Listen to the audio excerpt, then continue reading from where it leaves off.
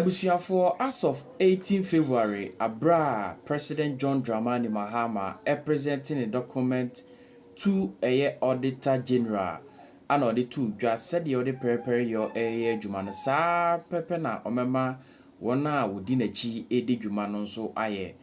Na at the end of the day, no, the fofon adane ya kwaye Chese ne appointees bi wono kra no more challenge the fact say also mo declare or more asset.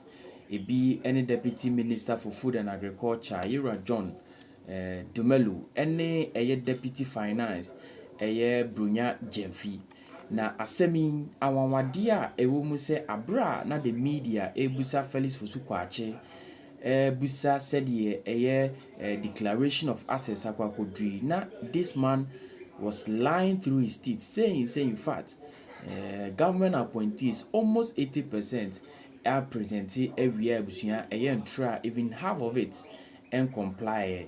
Now this list 9 out of 55 ministers and deputies I refuse say omo ebe presented as well as a year 32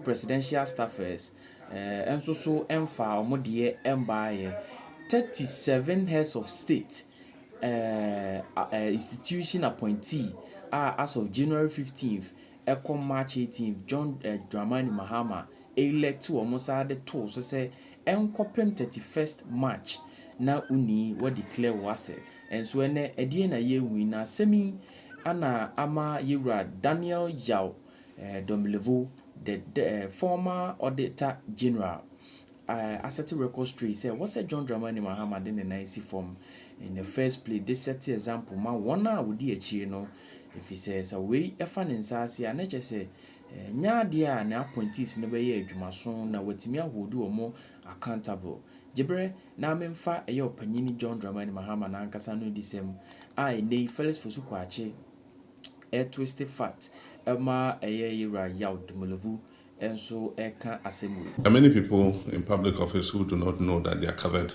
under this assets declaration regime. And so, Auditor General, there must be a reminder to all these people that they are covered under the assets declaration regime. And so I have presented mine this morning. I've also taken this step to send an unmistakable signal to all public office holders, especially those that I have appointed, that I take the declaration of assets very seriously and expect full compliance from them. I've asked the Chief of Staff to send word to all appointees to ensure that they declare their assets by the end of the first quarter of this year, that is by 31st March 2025. I wish to stress that any appointee failing to meet this deadline would face severe sanctions, not excluding removal from office.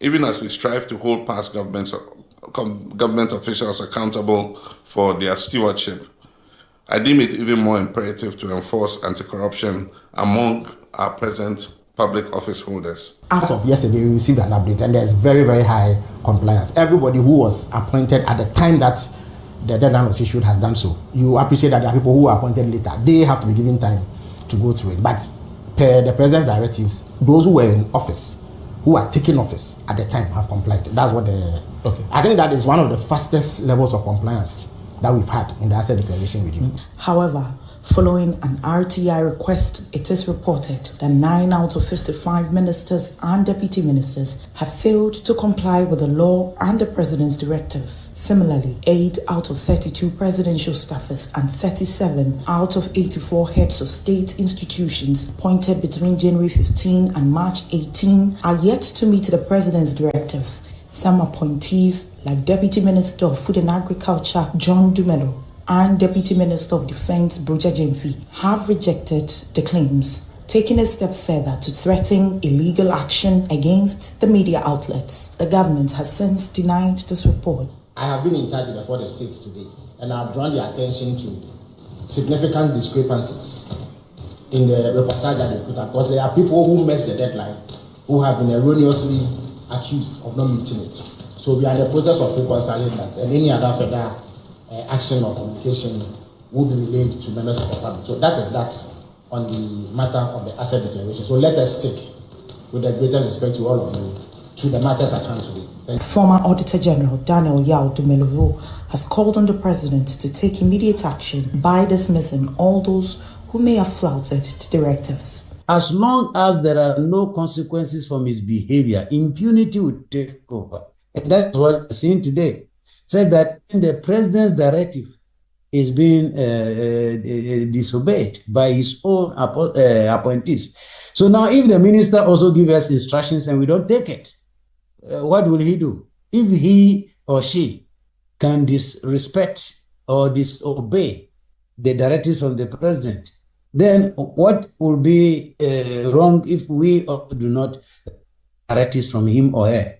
If I were the President, I would not like to tolerate this disrespect, so I will not let it slide at all, except, of course, if there are justifications for non-compliance. It is obvious that the bold attempt by Mr. President to nominate out of the blue 7 judges to the Supreme Court is the first major attempt at all that they have rehearsed, a 3rd term agenda.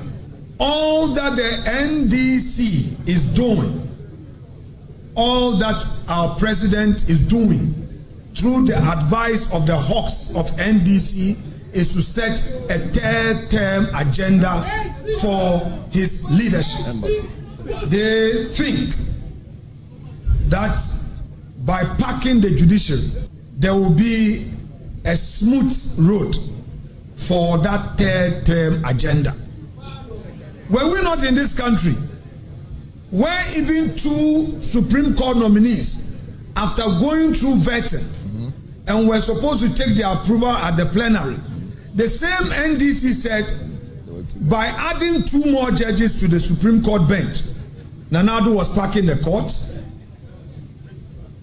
Was it not the same NDC where that criticized the proposal to even nominate for appointment 5 more judges to the Supreme Court, and as a result, no further step was taken by the Judicial Council?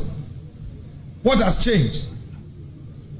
We leave it to the good conscience of they themselves. Now, on the suspension of the Chief Justice, the minority leaders accuse the Council of State for failing to hold the president in check. He also said some judges are being compromised by the government to hound out the Chief Justice.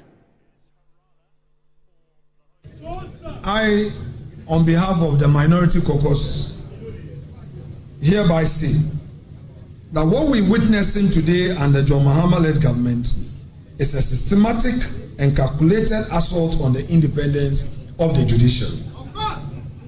An institution that we all know is the last line of defense for the rule of law, the protection of rights, and the survival of our democratic republic. Today, what we see is intimidation, political interference, and open targeting of judges who are perceived as inconvenient and non-compliant. It is not just unacceptable, it is repugnant. But I have something to tell our respected judges. Some of them, I am aware, we are aware, that are being promised by the NDC government. Today, it is Kronoo, tomorrow, it may be them. They should listen and listen well. I want all judges in the country to know that their institution is under attack. The NDC government is approaching you, the judges, telling you that, oh, Kronoo does not have a good interpersonal relationship. She is snobbish, she is this, she is that. But I want you to know that if they allow them to use you today, tomorrow they will come after you. Yep. Act collective. Yes. It is your institution which is under attack.